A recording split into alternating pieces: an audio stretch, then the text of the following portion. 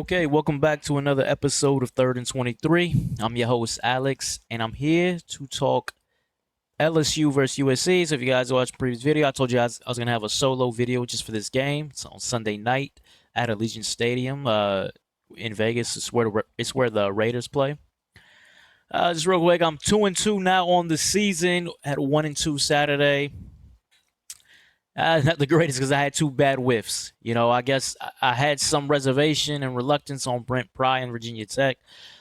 I didn't think Brent Pry was that guy, but I believed in Virginia Tech. Maybe I shouldn't have. They had an embarrassing loss today to Vanderbilt, of all teams. And then I really whiffed on the West Virginia Penn State game. Penn State, I'll give the Drew Alar. He looked good. The running back, still not so much to me, but Drew Alar looked good. He was out there dotting. So, hey, it's opening day. You kind of got to take it for what it is.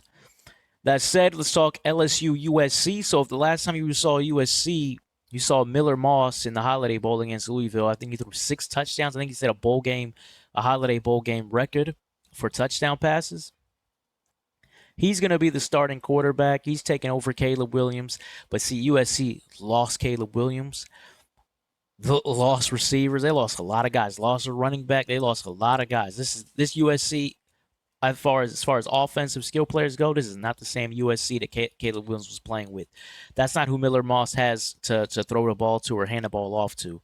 So when I compare that with LSU is going with Nussmeier at quarterback. He was the backup quarterback for Jaden Daniels last year. So we got two QBs taking over for some, I guess you could say, college legendary players in Caleb Williams and Jaden Daniels. Guys went 1 and 2 in the draft. Nussmeier got a little experience last year, but I think he's got a lot better players around him offensively than Miller Moss does at USC, especially starting with Kyron Lacy at receiver. I think he's an NFL wide receiver in the mold of a Malik Neighbors, Brian Thomas. He just didn't get that shine last year because of those guys. And I mean, how can you? You got those guys in there. You got to get them to rock first. So he stayed in school to be the number one. I think you're going to see him shine in this game. New defensive coordinator for LSU. Remember, LSU had a really bad defense last year. They went out and hired a new DC, Blake Baker, coming from Missouri.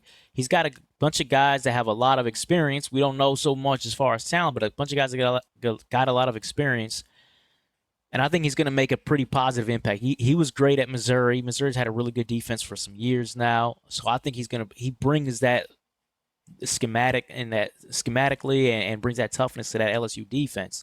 Now the spread started out at 6. LSU was favored by 6 as it's dropped to 4. Why is it dropped 2 whole points? I don't know. A lot of money pouring in on USC, I guess.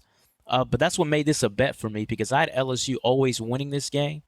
And I wasn't really good. I was never going to do this game at 6. I just didn't like it. At 4, I'm going to do it. So we're going to take LSU and we're going to lay the 4 in Vegas. They're the more talented team. They have what I think is going to be a defense that's going to make a huge leap forward, a big bounce back, and against a USC offense that's got to replace just so much. So there's so much talent they have to replace offensively. And I didn't even speak about the USC defense, which was just as bad as the LSU defense was last year. And I don't know if they're making the same leap that the LSU defense is. So give me LSU, and I'm laying the 4. Let's see if we can get back to over 500 on our ATS plays. But anyways, that's it. If you like the content, please like, follow, subscribe. As you can see my YouTube handle here in a few seconds. Take care.